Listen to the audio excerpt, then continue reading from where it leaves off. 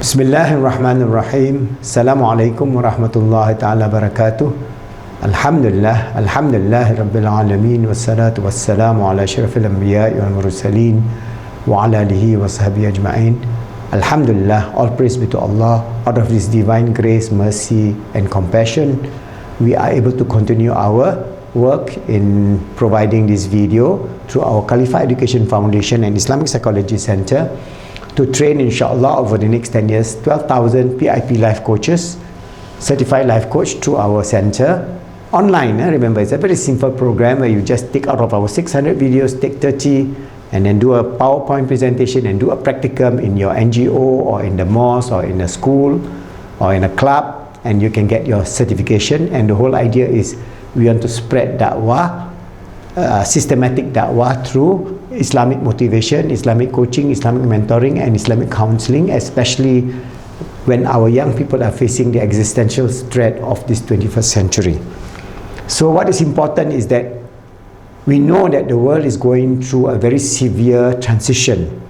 The secular, materialistic, atheistic theology or way of life, all right, is destroying this earth. We know that within a very short period of time, if we do not correct our ecological and the sixth mass extinction of all species on this earth, as well as stop the pumping of greenhouse gases into the atmosphere, we will all, as we know, this civilization will be on its throes of demise, and within 30 years, the whole civilization that we know today will collapse. So it is very important for Muslims to realize this cataclysmic disaster that is going to face us. But we still have time, so Allah give us some time, and according to IPCC we have 10 years to change and rectify our greedy, materialistic, use-throw mentality of materialism and consumption and neoliberal capitalism to something that is even better. But according to Potsdam Institute of Climate Science, Climate Institute, we have only about 18 months to start the shift so that we can then help save this civilization, and in that process, we help save the Ummah. That is our goal, and I hope you go through our past videos on climate change and the ecological disaster that we're going to face so that you have a good grounding and understanding of why we are doing this type of da'wah. All right? So, as we go along, we know that we are living in a globalized world where we are interacting with more than 7 billion human beings. So we must bring out the depth of the beauty and the intrinsic nature of the Deen of Islam.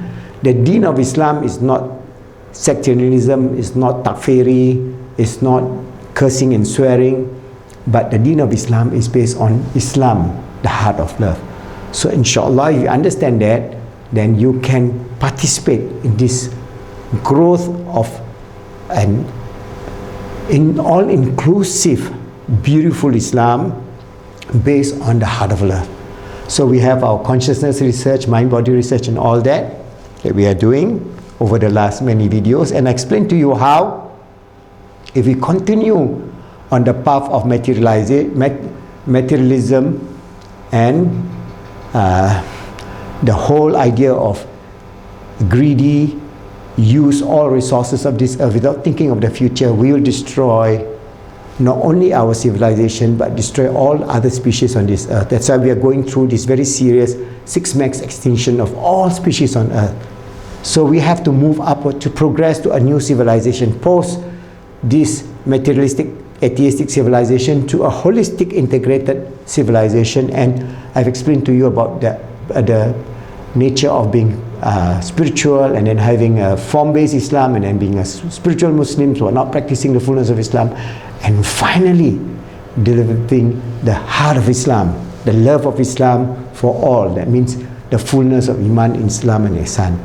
So I have given you some ideas of what caused the root cause of the degeneration of the 21st century Ummah from the 17th century, all right, and then where we have to take our stand in terms of becoming an Ummatul Wasatiyah, moving away from takfiri Salafism, political Salafism and passive Salafism, moving away from occultism, Sufism, free-for-all Sufism, Pir, Sheikh, Guru idolization Sufism, to a center that we absorb the beautiful beauty of spirituality from Tasawwuf, At-Tasawwufah, and we bring the need for purity from the Salafi to the center. And once we go to the center, then we have a beautiful spiritual Islam that is based on the heart. And inshallah, we will do more of these videos, and inshallah, if Allah wills, we have one more YouTube channel that is Islam, the Heart of Love channel, because I'm going to do a lot of this research and studies to open our hearts, our soul, our mind, our four rims of our understanding, that our spiritual, emotional, mental and physical self integrating with the highest order of the nature of understanding Allah, who is the creator. His essence we do not know, but his attributive aspect of being the absolute intelligence or the absolute nur or light. Allahu nurus samawati wal ard. Allah is the light of the heavens and the earth. The nur, not the physical light, but the spiritual light that he infuses to all his creature, especially as human being, as a reflection of his glory. So what is important is that we have explained to you that we Muslims must move away from sectarianism and then cursing one another, but we must move towards loving one another. So the first step is we Muslims must work together. Whether you are Salafi, whether you are Ahli Sunnah, whether you are Shia, whether you are this or that, doesn't matter. Our deen is broad enough to bring you all together.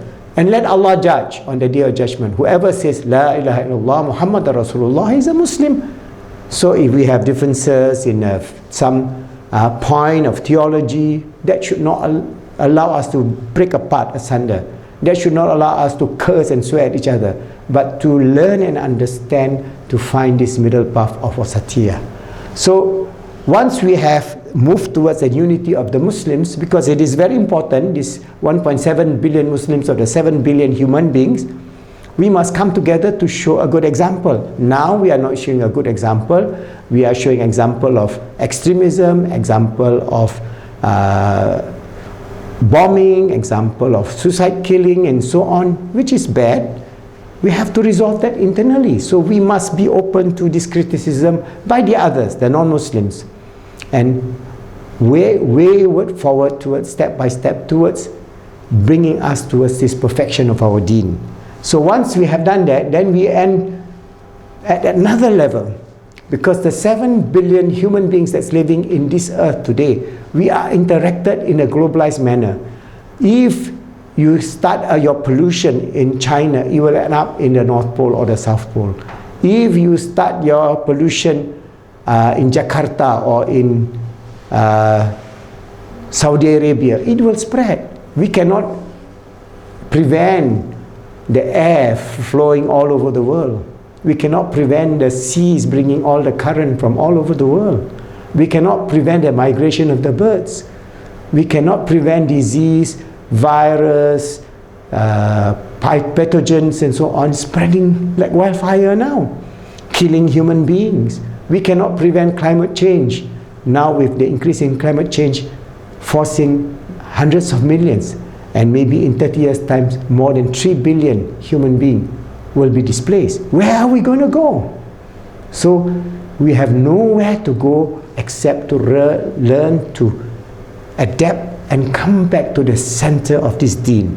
For Muslims, I remember we're talking about Muslims, and along the way we must draw the non-Muslims to understand our position as a deen of love, a deen of mercy and compassion, a deen that brings all humanity together, living in this world for a temporary time, returning back to our spiritual essence that Allah has created us with. So there are a few issues that we will explain.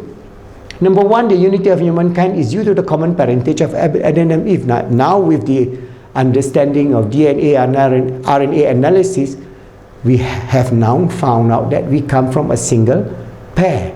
That means father and mother.